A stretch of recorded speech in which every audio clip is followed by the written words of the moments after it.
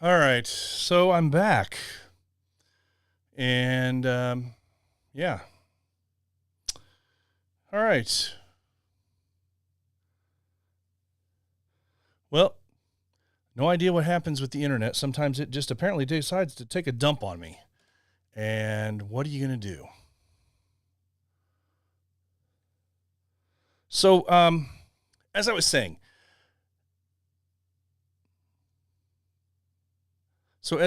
we're talking about that you get out of it what you put into it phrase. And there's a lot of truth to that.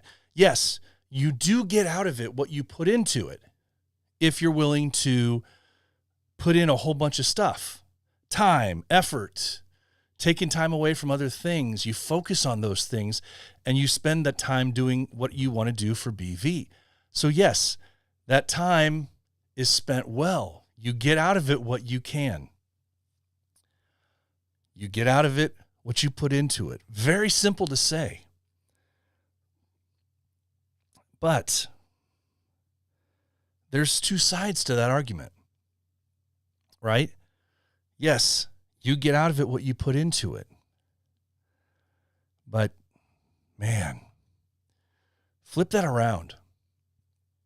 Flip that around for a second. Because you ever think about it that maybe you don't?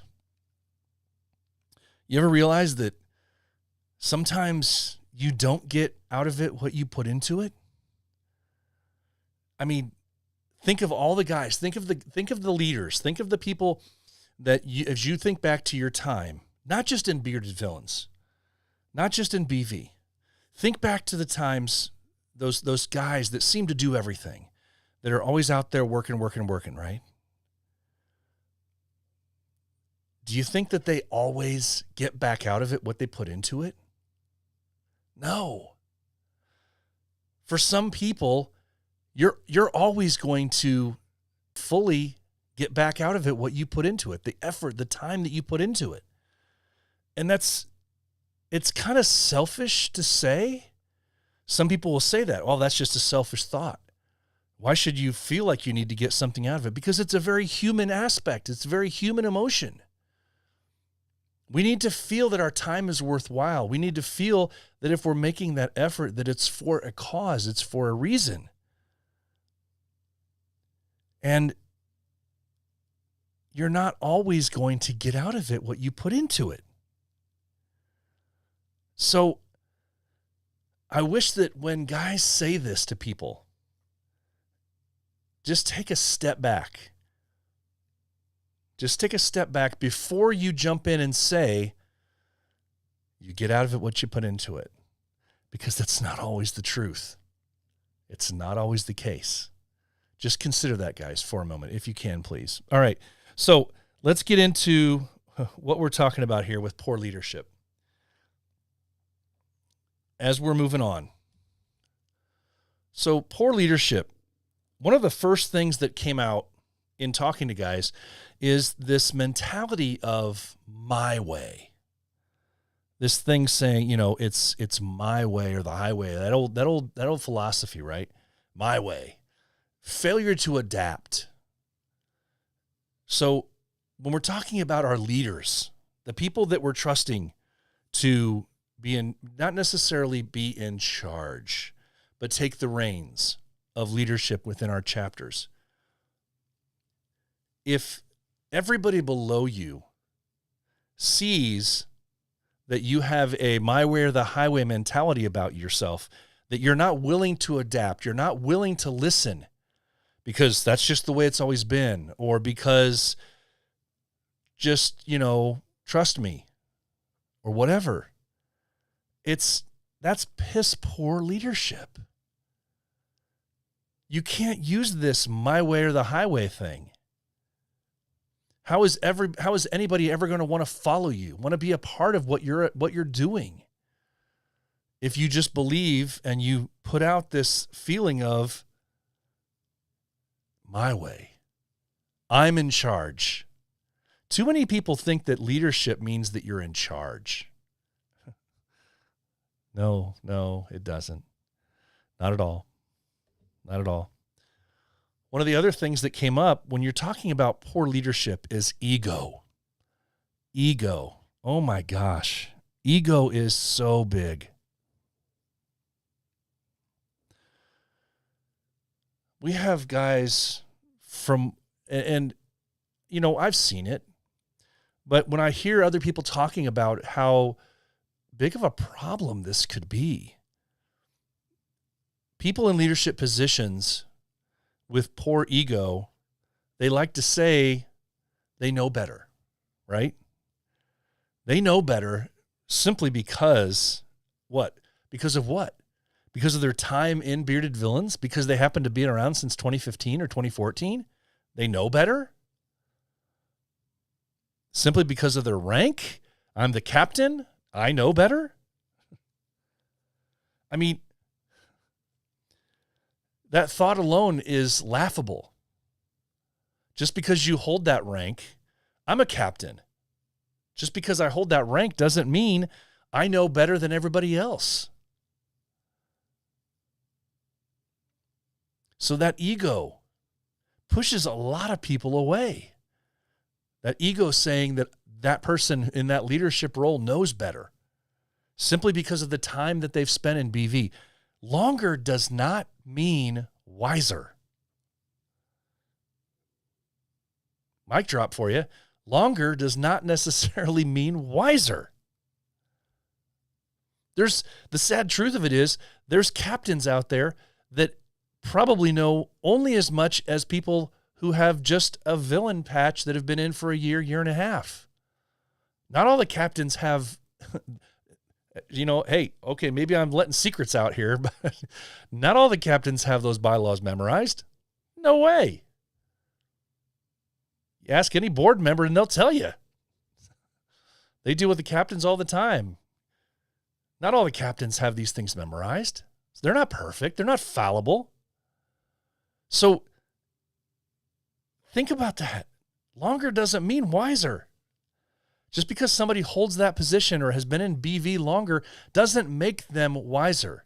It makes them maybe more experienced. It makes them a person that can lean on that experience and can talk from experience, but it doesn't make them any wiser as it comes to leadership. So we as leaders, if you are a leader of a chapter, please take heed of that and recognize that. Ego can tear a chapter apart. I've received dozens of examples of it, not specific to a chapter or name, but dozens of examples. Longer doesn't mean wiser. One of the first things that I recognized, I saw it very clearly in my first year in law enforcement. When I got into law enforcement back in the mid-90s, it was assumed that you needed to be educated. More and more police departments around were requiring you to at least have an associate's degree, but preferably a bachelor's degree to be hired. And many departments would not hire you unless you had those. Well, coming in the mid-90s, of course, I did have that bachelor's degree. And I very quickly realized in that first year, seeing other officers that had been hired prior to me, and hired after me, that had those degrees. And you compare them to those guys that had gotten hired on after working 10 years in a factory, had worked 10 years in some other job. But you know what they had? They had common sense. They had the ability to talk to people. And they were some of the best cops I ever knew. They didn't go to college. So just being there, just being around, just existing, literally just existing within BV for longer does not mean wiser. If you've done literally nothing over your 5 years, 6 years that you've been a part of BV, simply being around, if you've not done anything to help your leadership or help those roles, in what way could you be wiser than these guys coming in?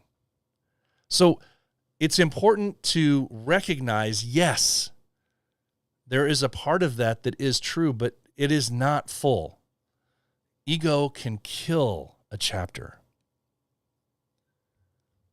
Lack of follow-through is another big point when talking about poor leadership. Lack of follow-through. Now, when you're talking about lack of follow-through, think about that for a second.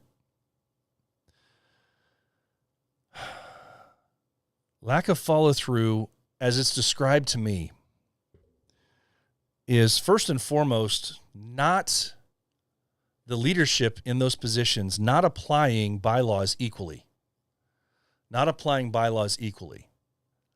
And the downside to that is you show a bias towards some people.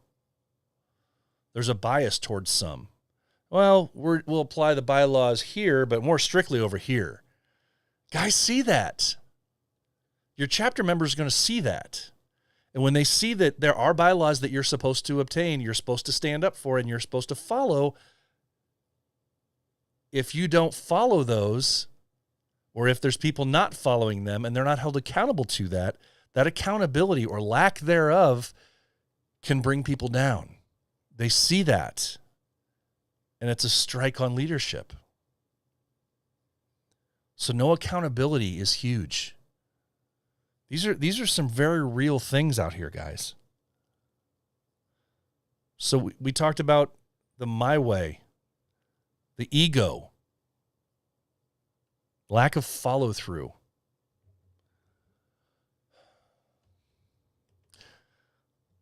Not applying these bylaws equally. Again, showing bias towards some. Boy, the way that I've heard some things are applied can be really detrimental to people. When the accountability is not held up, you're essentially telling somebody they're better than somebody else. And as I said earlier, that can be so critical to somebody's personal integrity, how they feel about themselves. For some people, this BV is your family. That's the only family. But when the leadership roles are not holding people accountable, they're not applying these bylaws equally, what are you telling them? What are you telling them? And the other one that's come up a little bit in these conversations that I've had is speaking poorly. And I don't mean grammar. I don't mean grammar here. I mean speaking poorly or negatively toward other people. And everybody's going to have your opinions. We're all human, right? Some people you're going to like, some people you're not going to like as well as others. That's all fine and well. But if you're in a leadership role, you need to make sure that you're doing remember the old, if you've ever been to a leadership class or any kind of leadership seminar at all, one of the things that they tell you is to criticize in private and praise in public. Remember that thing? But it's very true. If I, as a captain, am having a problem or disagreement with a personal issue with somebody, if another chapter member hears me talking about that, and it's not like in officer chat in your chapel or your church or whatever you call it, and you're not dealing with a specific disciplinary issue, if you're just spouting out about a personality issue that you don't like or a personal grievance against somebody, what's that say about you?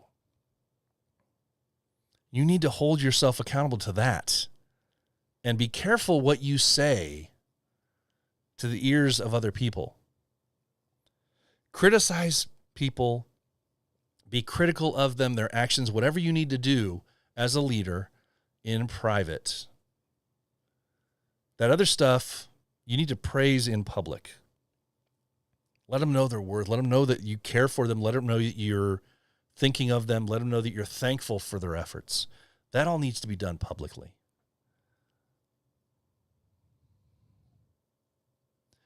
But it's important to remember that when we start talking about burnout and leadership, we need to also remember that leaders get burned out too. The people in those leadership roles get burned out too. I had several people that are captains currently or were captains at one time reach out to me and tell me about their burnout as captains. And you don't often see that. You don't often hear a captain actually speak openly about this, about, yeah, I'm burned out. I've been burned out. That's why I had to step down. That's why all that. Burnout is very real. Everyone, these are the wise words from another captain that sent to me earlier today. Everyone wants to be a part of the outcome or the success, but not be a part of the work that it takes to get there. It's easy to want to be a part of the good stuff, the successes, but that work that it takes to get there. And so as a leader, how do you address that? How do you address that? That makes it very difficult on those in leadership capacity roles. It makes it very difficult for people to want to follow and want to stay in charge, stay in those positions. If everything that they're organizing, if everything that our leaders are doing to try to push things forward, and they're not getting any traction, if they're not getting any attendance, if they're not getting any of those things, what are they to do? What are they to think? Everyone wants to be a part of the outcome and the success, but not the work that it takes to get that done. So keep that in mind. If you aspire to be somebody who is in a leadership capacity within BV, consider that. Take hold of those words and remember them.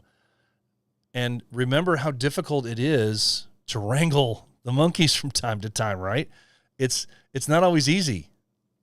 You got a whole zoo of people jumping around, and you've got to corral them and kind of get them into some semblance of a group to want to do something. And it's not always easy. So for all of the times where you as a chapter member, a villain member, whatever it is, if you're not in a leadership role within your chapter, for all the times that you're complaining about poor leadership within the captain ranks, keep in mind that sometimes they're burnt out too because of a lack of participation. So we need to keep that drive all the way around. One of the other big topics that has come up outside of, we're past the poor leadership now, is lack of communication. And lack of communication, boy, I'm telling you what, it's so simple, right? It just makes sense. Communication's a very big thing. Yes, you need to be communicative. It can be da. Yeah, but communication from officers on expectations is important, and what you have to do to live up to those. So I had a brother reach out to me, and he's from a large chapter. We'll just leave it at that. He's from a large chapter. And he explained how, and he's not the only one in his chapter who feels this way, they don't even know truly how their officers are chosen. Are they elected, appointed? They don't even know. It's almost like the way things are developed is secret. The decisions that are made are secretive. And whereas it's extremely important for there to be a very straight line and very obvious line of communication for every chapter, the bigger the chapter, the more important that is. I mean, the lines of communication can't be confused. If those lines of communication are all crossed up, how are the people that need the information going to get the information other than just to stand back and go, what? what's going on. And then they get angry. And then they get distant. And it's a lot bigger problem than a lot of leaders in BV know. Poor communication. So going back to this guy, he says, I don't even know, how the officers are chosen. I mean, how is that? Personally, I know that there's some chapters out there where they've had the exact same captain and co-captain their entire existence as a chapter going back to 2014. Whether they have bylaws or not, they have made the decision that those ranks are there, the positions are there until those people want to leave them, and then they get appointed by those existing people. Well, how is growth ever really going to happen? That's just my personal thing. But if you don't have regular elections, how do you, number one, have that vote of confidence in the existing people to say, yes, we're still happy with the way things are going? But at some point, change needs to happen for growth. So I don't understand that part of it, but that's not for me to decide. Every single chapter is a little bit different. But if brothers don't know how decisions are being made within their own chapter, that's a problem, folks. That's a problem. There should be no secrets. We're all grown men. We're all grown men who choose to be a part of this brotherhood.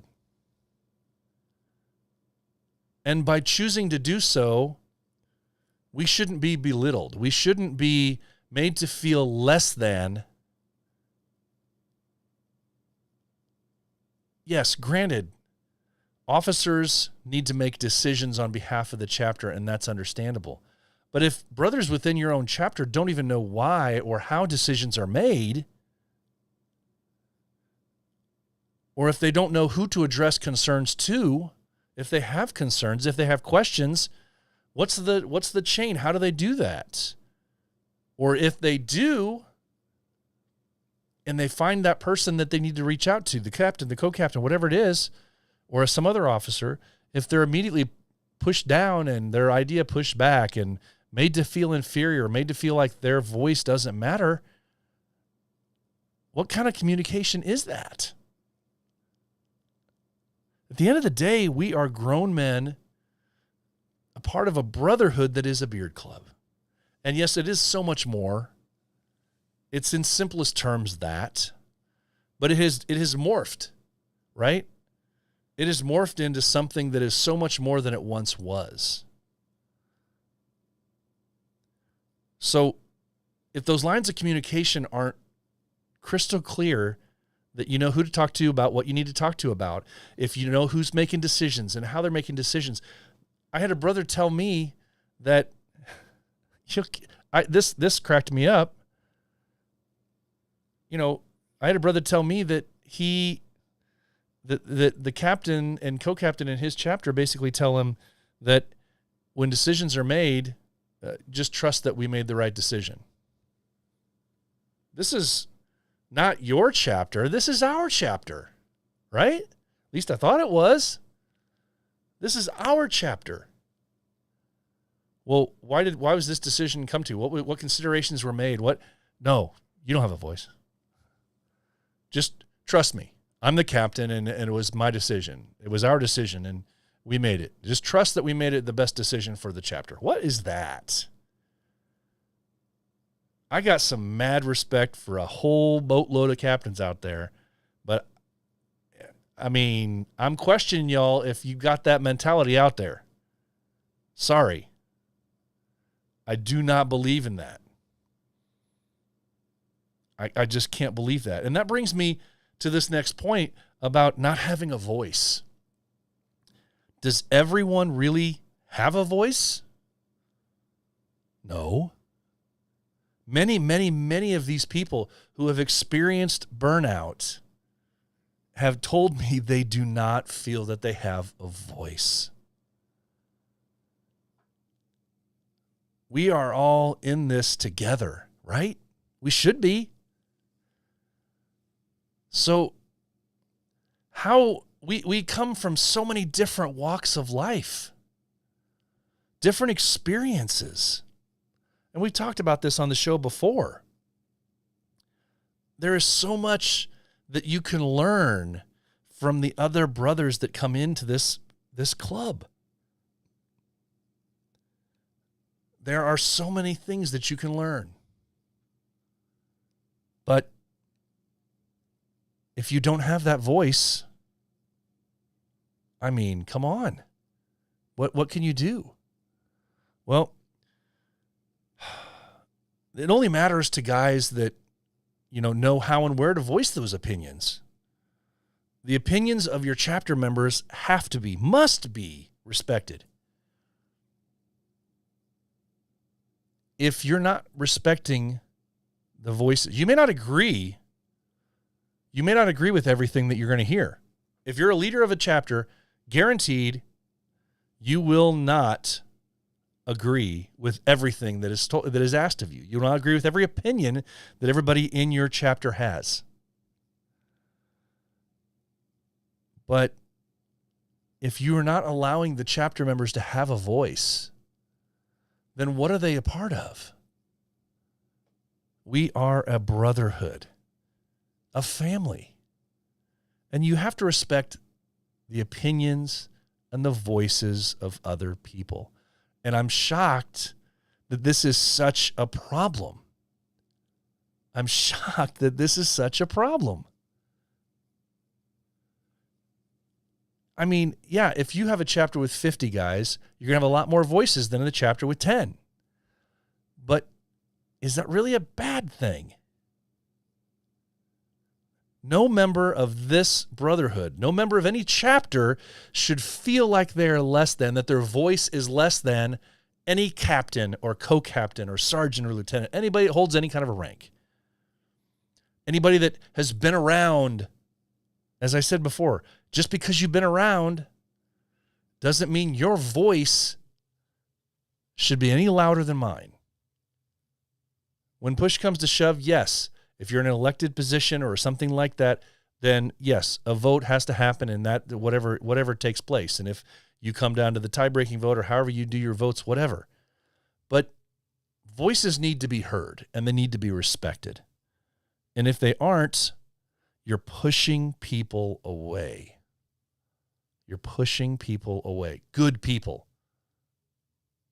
Good people. One of the other things that came up, and I mentioned this before, is internal cliques. Internal cliques.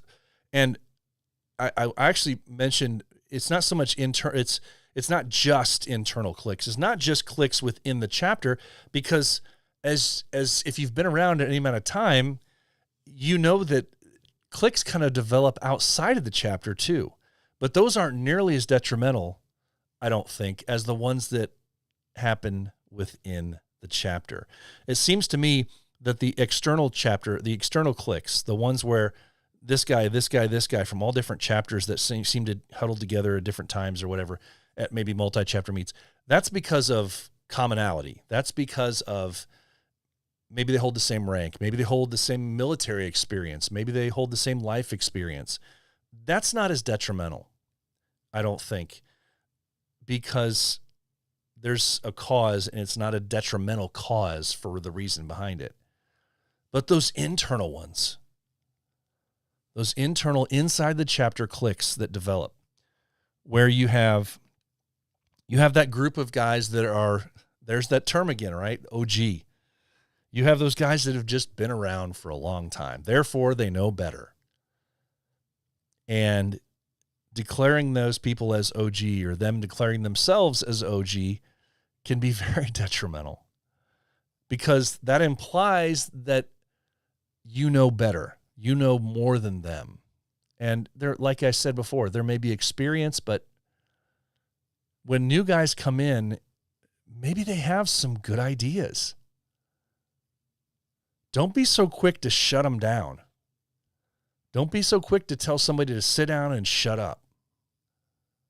Maybe pull somebody aside and learn about them a little bit. What's brought them in? So you've got that OG clique. Then you've got the GQ clique.